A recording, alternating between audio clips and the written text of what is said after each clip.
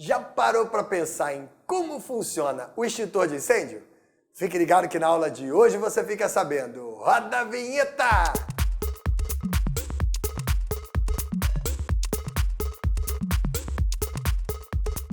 Salve, salve galerinha! Se liga nessa! Existem vários tipos de material que podem ser queimados. Dependendo da classe deles, precisamos de um extintor específico. Existem alguns que são feitos de água, outros CO2 e outros de pó químico. Independente do material que está dentro do extintor, basicamente eles atuam em pelo menos um de dois fatores marcantes.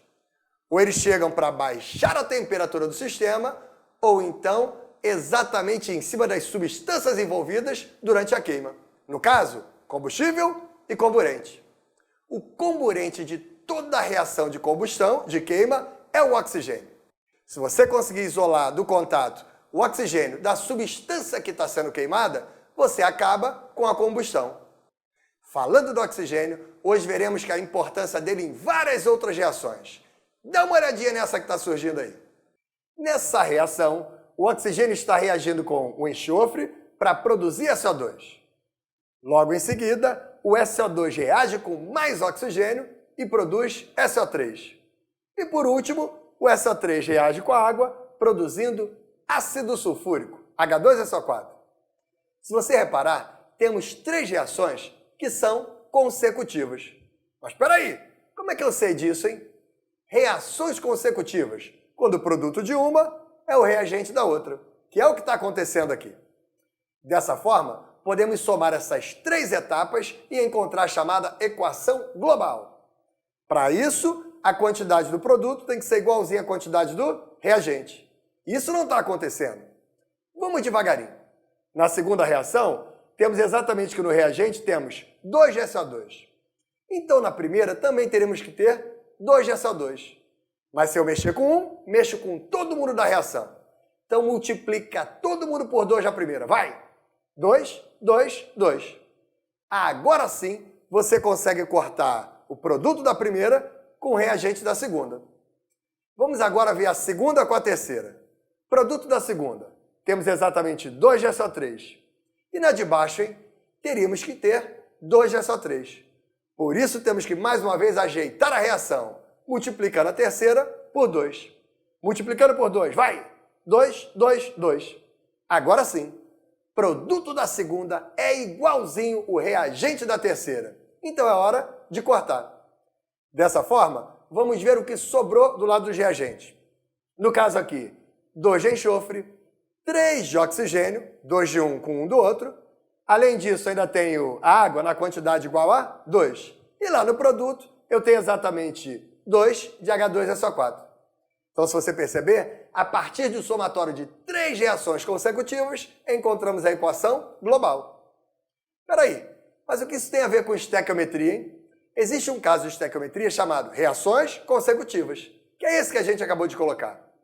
Para essa questãozinha, dá uma olhada no enunciado que está surgindo aí.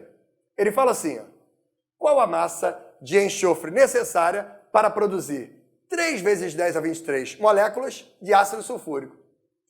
Para isso, temos que ter as nossas duas linhas clássicas, linha da equação, linha do enunciado. Então, solta na equação aí.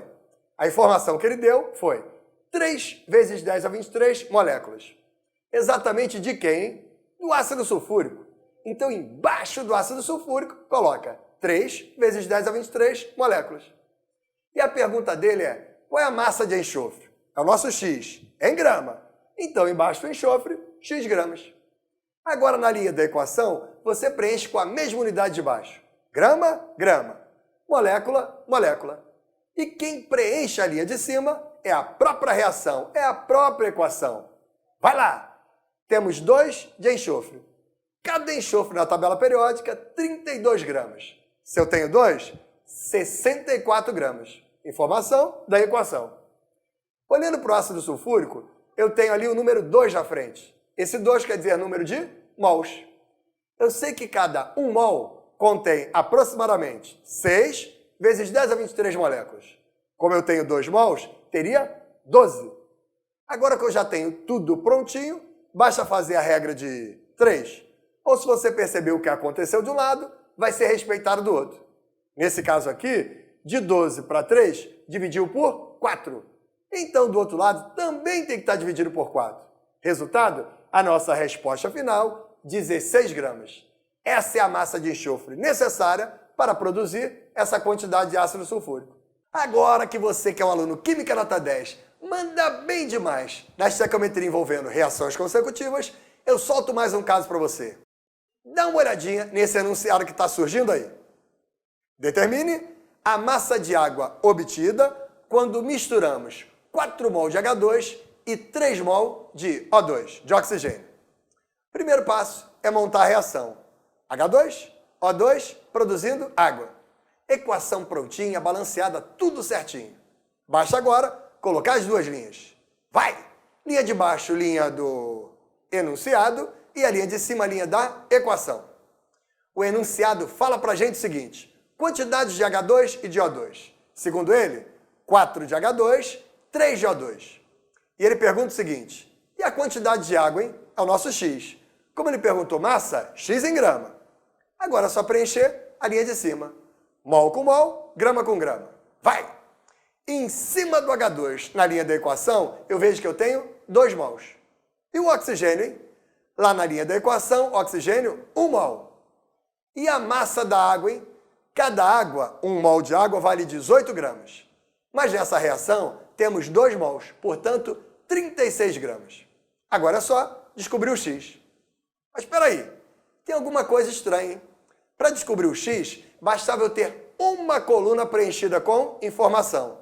E nesse caso, eu tenho logo 2 colunas. Se liga, amigão! Quando você pegar um caso desse, é porque uma das colunas está em excesso. Tem grande possibilidade de estar em excesso. Então, primeiro tem que descobrir quem é o excesso, jogar ele fora, para aí sim descobrir quem é o X. Mas como é que eu vou fazer isso, hein? Tá com medo? Tá na dúvida? Calma que o Silvio Prédio te ajuda. Vamos devagarinho. Pensa na relação do H2. O H2 em cima tinha 2, embaixo tem 4. Então ele foi dobrado, não foi? Se ele foi dobrado, teoricamente, o oxigênio também teria que estar dobrado. Olha para ele ali em cima. Ele tem 1, embaixo ele tem 3. E ele não tinha que ser 3, ele tinha que ser 2. Ele teria que estar dobrado. Então, se você está com 3, é porque você tem 1 mol dele a mais. 1 mol em excesso. E o excesso não reage. Já que você descobriu que tem 1 mol em excesso, essa outra espécie da frente aí, que no caso é o hidrogênio, ganhará um nome assim, ó, limitante. E não ganha esse nome à toa. É o reagente limitante quem limita a quantidade de produto formado. Se o limitante, nesse caso, está multiplicado por 2, então o teu produto também tem que estar multiplicado por 2. É o que vai acontecer. Tinha 36 gramas lá, multiplicando por 2 sairá o X. Nesse caso, 72 gramas.